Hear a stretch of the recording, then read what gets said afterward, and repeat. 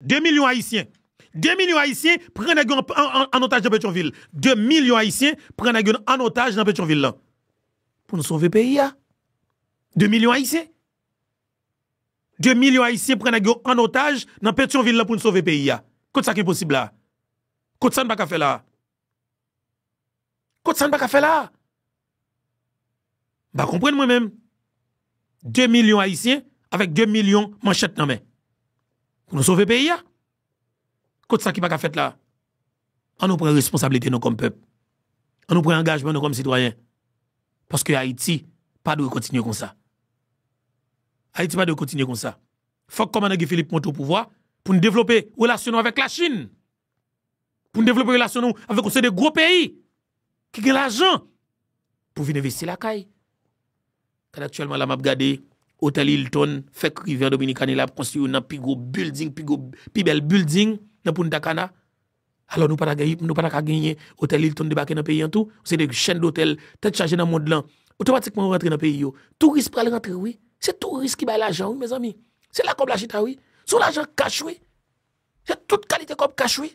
Ils sont comme propres tout. Oh. En Dominicane, c'est 11 à 12 milliards de dollars américains oui qui a fait chaque année oui. Dans le secteur touristique seulement. Oh. Et puis nous même nous pas fond là. Non. On va parler sur ça. On allez. Et capitaine Ibrahim Traoré, monsieur manqué victime. Ça veut dire que gon attaque yo t'a pral faire si monsieur était pour un avion normal yo, il t'a pas attaqué monsieur. On a le temps de comment ça te préparé et comment président Poutine sauver la vie président capitaine Ibrahim Traoré. On allez.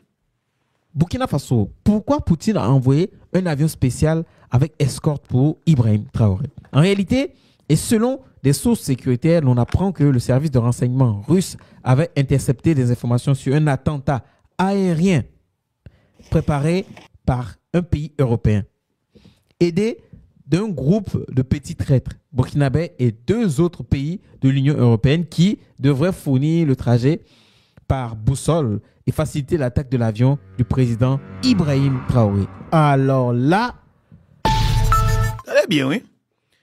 Et des attaques à préparer pour assassiner le capitaine. Il avait dit qu'il avait explosé, monsieur. Pas être chargé. Anniversaire de la bataille, de la victoire de la Russie contre les nazis.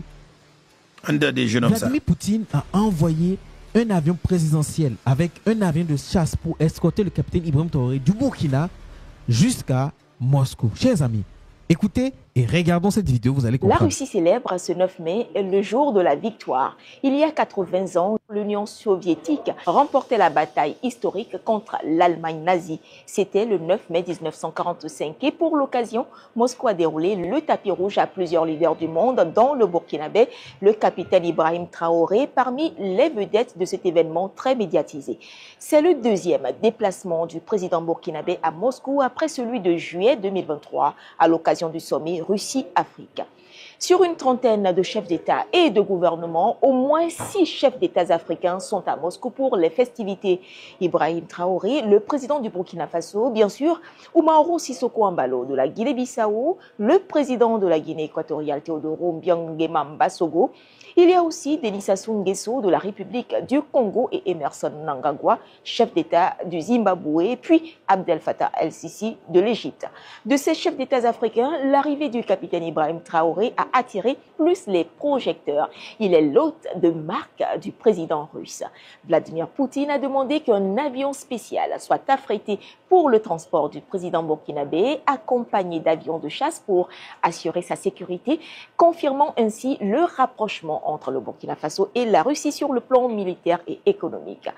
Au cours de son séjour à Moscou, le président Traoré va s'entretenir avec son homologue Vladimir Poutine sur des questions stratégiques d'intérêt commun. Ibrahim Traoré va par ailleurs rencontrer des membres de la communauté de l'Alliance des États du Sahel vivant en Russie. Chers amis, vous avez bien entendu. Ça dit que Poutine a dit OK. On envoie un avion présidentiel avec des avions de chasse pour assurer la sécurité du capitaine Ibrahim Traoré, du président capitaine Ibrahim Traoré. Chers amis, depuis quand vous avez entendu ça? Depuis quand vous avez entendu ça? J'ai jamais entendu ça de la part de Poutine. Quand on parle de Poutine, on sait très bien que la Russie, c'est une grande puissance. C'est une puissance qui fait même peur à d'autres puissances, vous savez tous. Et que, aujourd'hui, le Burkina Faso du capitaine Ibrahim Traoré, on ne parle pas de tous ceux qui sont passés avant le capitaine Ibrahim Traoré, a eu ce privilège-là. Et c'était lui, l'invité de marque du président Ibrahim Traoré. Du président Vladimir Poutine. Et pourquoi, la question c'est, mais pourquoi c'est Ibrahim Traoré qui a eu ce privilège-là? Chers amis, le combat que Ibrahim Traoré mène, vous le savez, c'est lui qui arrive à tenir tête face à toutes ces puissances, à toutes ces personnes qui veulent en finir avec lui. Mais il n'a pas peur. Il le fait comme ça. Voilà. Et bien justement, M. Gagnon pile menace sur lui, mais M. Gagnon est un allié. M. Gagnon est un allié qui est le président Vladimir Poutine, qui décide bah, M. des protections que le pays pour offrir maintenant. Parce que c'est important pour qu'il commande ça. Et avion ça a coûté en pile. Et pour la caille Burkina Faso pour développer technologie ça, pour avoir gagné avion ça la caille. Mais grâce avec le président Poutine, M. Gagnel, parce que sinon, M. n'a pas pour un avion commercial et pour le sortir Burkina Faso pour le rentrer dans le pays la Russie, il a fait des dégâts sur avion. Mais grâce à Dieu ça va arriver là, et Poutine comme allié Burkina Faso et qui pouvait monsieur niveau relation hein, eh ben mon cher pas jouer avec ça. Et on montré et pays ça tout qui était prêt à attaquer monsieur hein. Je montre mais Vladimir Poutine voyait avion sous gen folie attaquer et automatiquement ou tenter faire un attentat sur un avion russe, c'est exactement l'éclair et droite son déclaration de guerre que lié et il pas prendre l'autre façon que exactement gens que il doit prendre. Ça veut dire pas de doute dans ça. Et c'est une déclaration de guerre claire, pas de doute dans ça. Eh bien, nous maintenant nous prenons le temps de tête à tête qui était gagné entre président Poutine et président alors séance de travail qui ont été gagné dans et capable de dire depuis la Russie et depuis Moscou dans le palais national pays ça. Président Poutine face à jeune président Ibrahim Traoré. Et président Traoré parlait avec président Poutine, soit tête chargée, pas attendre pour que Philippe président non, pas attendre pas comme ça nous mettre là, pas attendre pour l'idée non mettre là. Franchement, on nous entend des capitaines Traoré dans séance de travail ça, comment il a échangé entre les mêmes avec président Poutine. Partagez pour nous, Monsieur le Président, chers amis, nous sommes très heureux de vous voir et je veux tout d'abord, au début de notre entretien, vous remercier de votre décision de participer à la manifestation commémorant le 80e anniversaire de la Grande Guerre patriotique. Je me souviens de notre entretien constructif de 2023, lorsque vous vous êtes rendu dans notre pays pour participer au sommet russo-africain de Saint-Pétersbourg. Cette visite en Russie, lors du 80e anniversaire, reflète le caractère amical de nos relations. Je rappelle également la contribution dans la défaite de l'Allemagne nazie et de ses satellites. Plus de 30 000 habitants du Burkina Faso ont fait partie de la coalition anti-Hitler qui se sont battus aux côtés de la France auprès de Charles de Gaulle, du légendaire Charles de Gaulle. Aujourd'hui, ce qui nous unit, c'est la lutte contre l'extrémisme et le terrorisme. Il s'agit de restaurer l'ordre constitutionnel face à des groupes radicaux dans certaines régions du Burkina Faso. Au cours des 2 dernières années, nous avons fait des progrès importants dans le cadre de notre collaboration dans divers domaines. Fin 2023, après plus de 30 ans d'interruption, eh bien, l'ambassade de Russie à Ouagadougou a été ouverte. J'aimerais dire que nos échanges sont encore modestes, mais ils augmentent et c'est une tendance encourageante et que nous souhaitons voir se poursuivre. Il s'agit de travailler au renforcement de nos relations économiques et d'échanges commerciaux. Je mentionnerai ce qui a été fait en octobre 2024 au cours des journées économiques du Burkina Faso en Russie. Une délégation a été accueillie avec le Premier ministre. Nous avons créé une commission intergouvernementale et à la fin de l'année dernière, nous avons créé aussi un groupe de travail. Nous allons continuer à aider votre pays dans la préparation et la formation de nouveaux cadres en 2024 et 2025. Le quota des bourses russes pour les citoyens du Burkina Faso va être multiplié par 2. 27 étudiants seront accueillis, 27 étudiants supplémentaires sur le compte du budget fédéral. S'agissant des relations culturelles, eh bien, à Ouagadougou, nous avons ouvert en 2024 la maison russe où est enseigné le russe. Nous avons aussi un potentiel de coopération en matière de santé. Le 24 et le 25 avril, Madame Popov s'est rendue à Ouagadougou. Elle s'occupe des conditions et de développement de laboratoires scientifiques à Ouagadougou. Nous souhaitons poursuivre ces efforts. L'année dernière, nous avons livré 25 tonnes de blé et nous souhaitons livrer d'autres denrées alimentaires. Nous enregistrons également une coordination de nos efforts sur la scène internationale avec le Burkina Faso. Nous avons également tenu des consultations avec les pays de la Confédération des pays du Sahel, comme en témoigne l'événement qui s'est déroulé en avril de cette année à Moscou. Je vous remercie de votre attention. Merci beaucoup. Zdravia Желаю, товарищ президенте. Camarade président, J'espère que je prononce bien. Et c'est un honneur d'être là donc à la célébration du 80e anniversaire de la victoire de la Grande Guerre. Et je tenais donc à vous féliciter et vous remercier donc pour cette invitation qui est un symbole pour nous. Et au cours donc de ma présence ici, je dois avouer que j'ai appris beaucoup de leçons.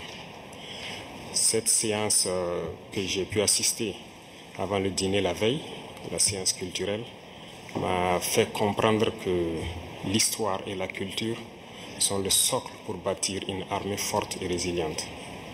Nous avons pu voir ensemble tous les sacrifices que le peuple soviétique a consenti pour que nous soyons dans un monde libre aujourd'hui.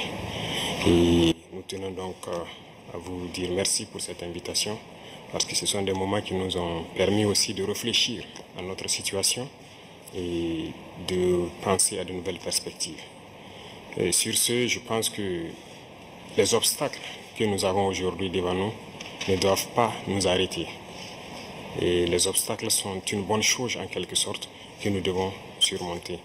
La preuve, je pense qu'avec toutes les sanctions contre la Russie depuis un certain temps, la Russie arrive à développer un mécanisme interne qui lui place donc au devant de la scène internationale. Et nous prenons bonne note de ces leçons que nous avons donc apprises ici. Et même au niveau de la parade, je tiens à dire que j'ai été émerveillé de voir l'enchaînement donc des engins qui ont défilé devant nous, notamment depuis les chars mythiques T-34 qui a gagné donc lors de la Grande Guerre, jusqu'aujourd'hui aux chars modernes, combien donc l'armée russe s'est modernisée, combien la technologie donc a participé à renforcer cette armée. Et dans ce cadre, nous souhaitons que la coopération que nous avons puisse se renforcer de façon exponentielle. Je vous remercie déjà pour tout ce qui est fait pour nous, notamment ces bourses d'études qui sont octroyées au Burkina et qui vont s'accroître. Et ce matin, j'ai visité donc l'université de chimie et je disais que le volet sur lequel nous allons axer après la défense et la sécurité, c'est le volet de l'éducation. C'est ce volet qui nous intéresse le plus, notamment les sciences. Il faut que la Russie puisse nous aider à former notre jeunesse, notamment dans le domaine des sciences, pour que nous puissions développer chez nous la machinerie, en gros. Que ce soit la machinerie qui va avec l'armée ou la machinerie qui va avec l'industrie. Parce que c'est à ce seul prix que nous pourrons nous développer au sein de l'Afrique. Attendez bien, oui. Ça, c'est pas Edmond Bozil qui a pris pour ça que jury, non, qui a dit nous grand goût, non. Ça, c'est pas la classe politique là qui a cherché ça que jury dans Taïwan, non. Mais son chef d'État, président Poutine, te gondon qu'il te fait pendant que des gens qui quitté la Caillou par rapport avec terroristes qui n'a pas de problème dans ces zones dans Burkina Faso. Président Poutine te font don en quantité de tonnes de blé et des milliers de tonnes de blé avec Burkina Faso. Mais maintenant, Ibrahim Traoré, en 2023, la sommet, alors, on est capable de dire dans le sommet qui a été gagné au Afrique, monsieur te déclaré clairement, monsieur te dit le pape tourne en Afrique encore, pour que le peuple pas connaît ça relais, pays pas connaît ça relais, autosuffisance alimentaire là. Eh bien, monsieur, 2023-2025, 2 ans plus tard, pays, monsieur produit blé, monsieur du pays produit blé, il pas besoin de blé, encore dans la Russie. Mais qu'on y a, ça le besoin dans la Russie, son transfert de connaissances. C'est ça nous relais, ça relais intellectuel là, eh bien, monsieur, juste besoin, pour cher salaire, balé la Kaili. Université qui gagne dans le pays la Russie, que jeune Burkinabé pour aller étudier, pas jeune bourse d'études pour aller étudier dans le pays la Russie, monsieur mandé, est-ce que vous pas qu'à venir mettre même université ça yo dans le pays Burkina Faso tout. Président Poutine répond la travail sur ça. Par contre, vous comprenez, ça veut dire que c'est des rencontres qui sont extrêmement importantes qu'a fait là, de tête à tête avec un jeune président. Et tout le monde là focus sur monsieur.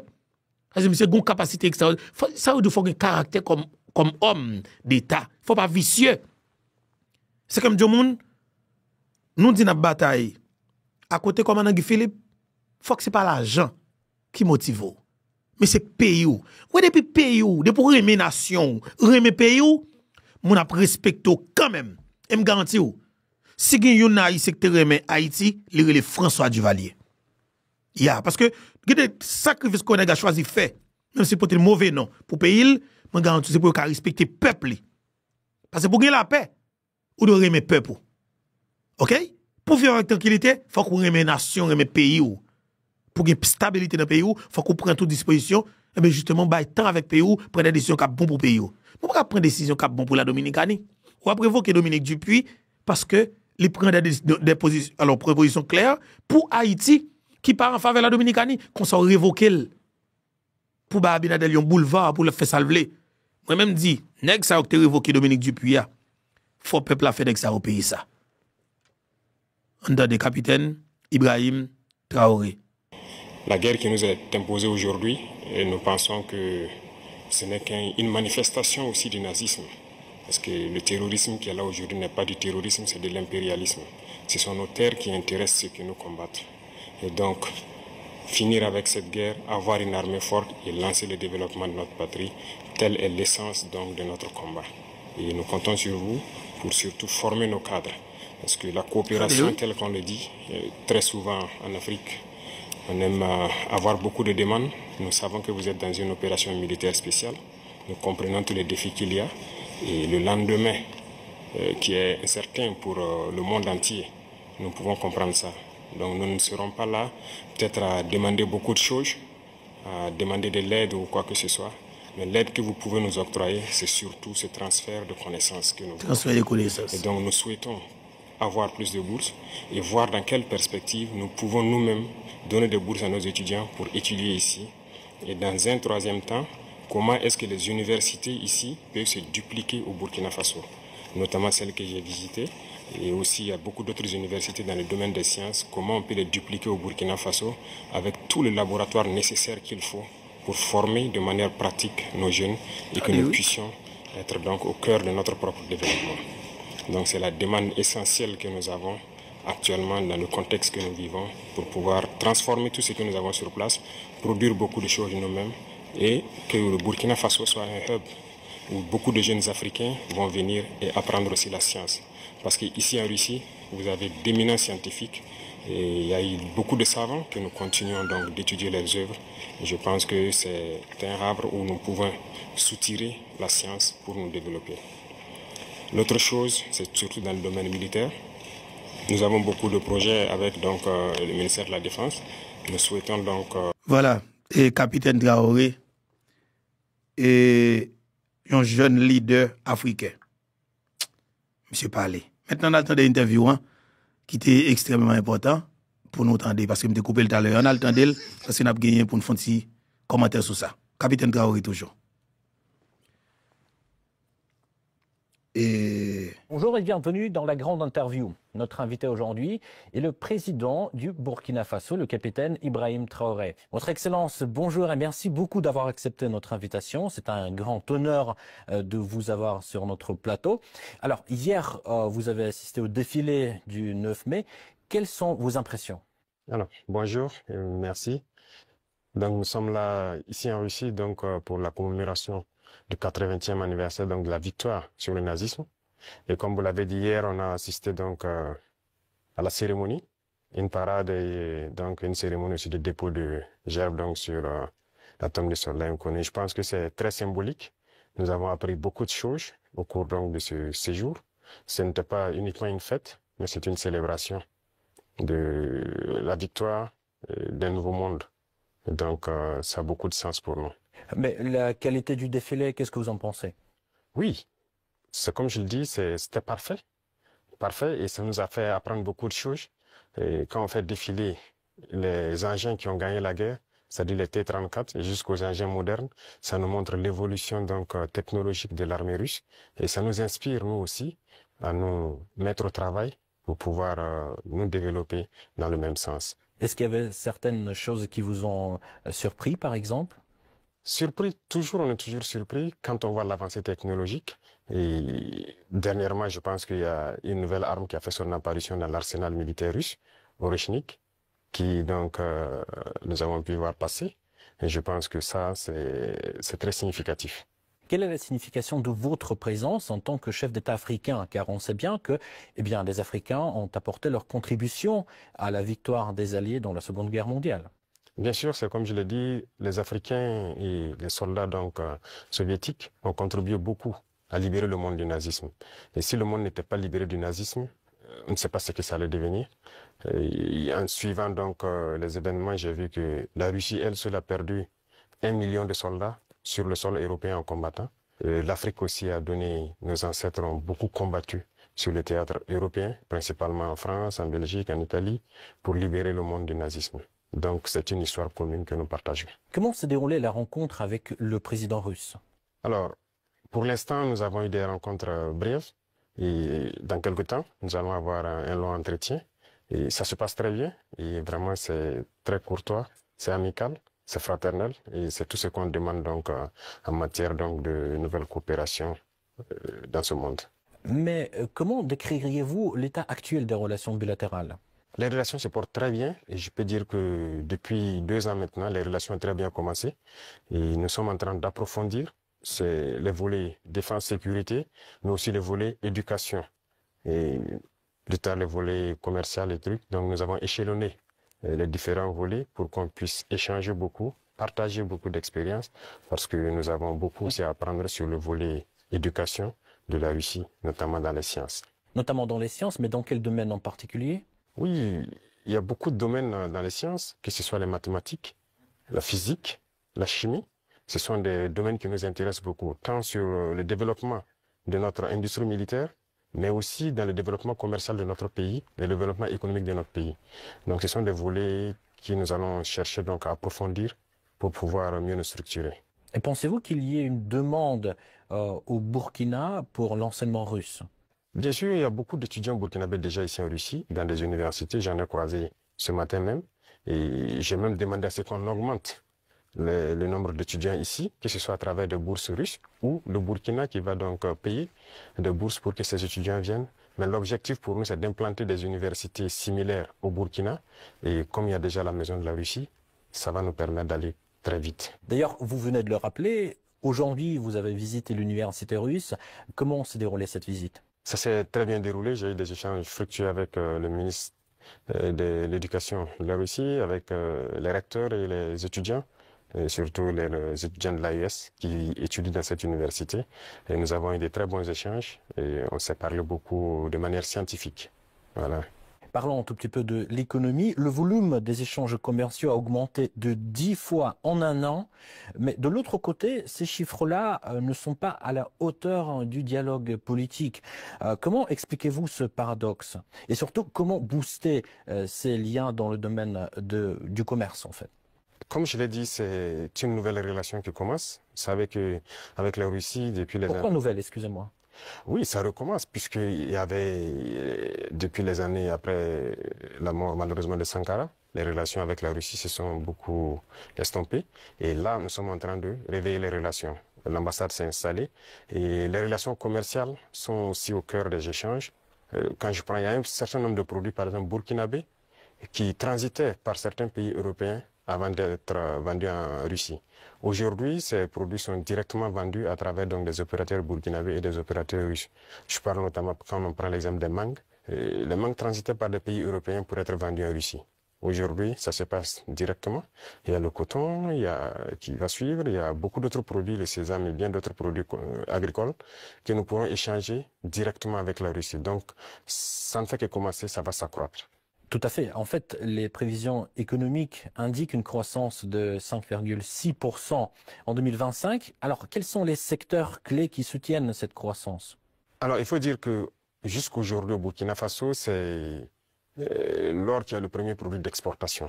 Mais nous avons lancé le moteur de l'agriculture pour d'abord l'autosuffisance, mais aussi pour le commerce extérieur, l'exportation. Et si vous suivez bien, depuis l'année passée, nous avons lancé l'offensive agricole avec une initiative qui soutient l'offensive.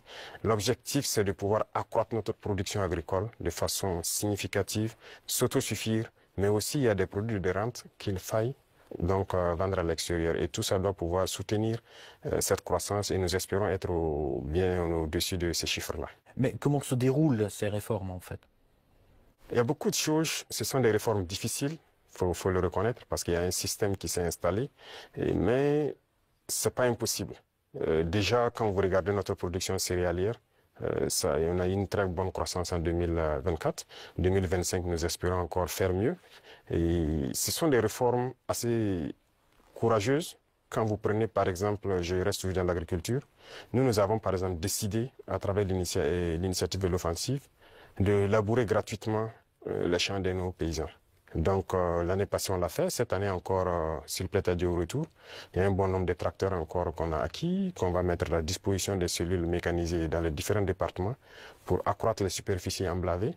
Nous maximisons beaucoup dans la gestion de l'eau à travers donc une structure qu'on a créée, l'ONBA, pour maîtriser l'eau et pouvoir produire au moins 2-3 fois dans l'année. Parce que si on dépend uniquement des pluies, ce serait difficile. Donc, il y a ce secteur, le secteur minier aussi que nous allons continuer de booster pour que le pays lui-même exploite ses propres ressources.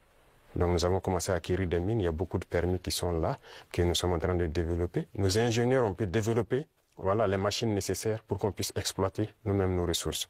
Donc, si on met à profit ces deux secteurs et compléter avec l'industrialisation, c'est-à-dire la transformation de nos produits sur place, qui va nous empêcher d'exporter brut, ça va beaucoup nous amener à entraîner en tout cas une très bonne croissance.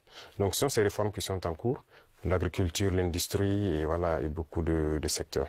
Pensez-vous que la Russie puisse apporter son soutien pour la mise en place de ces réformes? Bien sûr, bien sûr. Beaucoup de soutien et comme rien que la formation technique et professionnelle, c'est déjà une très bonne chose. Si nous payons des industries, il faut bien des gens qui vont les entretenir et les faire marcher. Et la Russie nous aide dans ce volet. C'est pourquoi je dis que nous avons une très bonne coopération avec le ministère donc, de l'Éducation. Ils vont nous permettre de former des techniciens, des ingénieurs qui doivent pouvoir entretenir tout ce que nous faisons, mais créer nous-mêmes nos propres unités industrielles. Donc ça, c'est très important pour nous. Et dans le commerce aussi, comme je l'ai dit tout de suite, avec la Russie, ça se passe très bien. Et il n'y a pas de raison qu'on ne puisse pas approfondir tout ça. Parlons un tout petit peu de la sécurité. Quelle est la situation sécuritaire actuellement dans votre pays et d'ailleurs dans la région? Oui, dans la région, comme vous savez, la situation sécuritaire, en tout cas, nous essayons d'évoluer sur les champs de bataille. Ça, c'est la première des choses parce qu'il y a plusieurs facteurs qui rentrent en ligne de compte. Sur les champs de bataille, il y a de l'évolution. Si on prend de 2023 aujourd'hui, nous avons pu récupérer beaucoup de zones que nous avons pu pacifier. N'empêche que l'ennemi se renforce aussi. Il y a beaucoup de combattants étrangers qui rejoignent le rang des terroristes. Est-ce que vous pouvez préciser, vous parlez de quoi? Oui, les terroristes, ils sont renforcés par beaucoup de combattants étrangers qui viennent d'ailleurs, qui ne sont pas en fait, quand je prends le cas du Burkina, il y a beaucoup de criminels qui sont au Burkina mais qui ne sont pas burkinabés. Il y a aussi des formateurs qui viennent de beaucoup de pays pour les apprendre beaucoup de techniques. Mais quel est leur intérêt? Mais c'est pas du terrorisme en fait, c'est de l'impérialisme. L'objectif pour eux, c'est de nous maintenir dans une guerre permanente, qu'on ne puisse pas se développer et continuer à piller nos richesses. Et donc, ils ont tout intérêt à amener des spécialistes dans les mines pour poser divers types de mines, des spécialistes en explosifs. Aujourd'hui, les terroristes utilisent des drones pour faire le combat et tout. Donc, ce sont des professionnels venus donc de certains pays qui viennent les apprendre tout ça. Tout ça, c'est pour continuer à nous maintenir dans une situation d'insécurité. Mais nous prenons la mesure de la chose, nous nous adaptons à chaque fois à leur mode d'action et nous continuerons le combat jusqu'à récupérer l'entièreté du Sahel. Y a-t-il des pays concrets qui financent ces combattants? Tous les pays impérialistes financent ces combattants. Voilà, ils sont nombreux. On ne peut pas les citer voilà, individuellement. Il y en a qui sont même cachés, qu'on ne peut pas imaginer. Mais ils sont nombreux. Ils sont nombreux. Il y a ceux qui ne sont pas cachés, qui le déclarent ouvertement. Je parle du récent scandale avec le soutien du terrorisme au Mali. Quel regard portez-vous sur ce qui s'est passé en fait au Mali? Oui, c'est malheureux. Ils l'ont déclaré ouvertement qu'ils soutiennent les terroristes. Et nous avons aussi pu remarquer effectivement, avec un certain nombre de technologies que les terroristes ont pu avoir, que ça vient d'eux.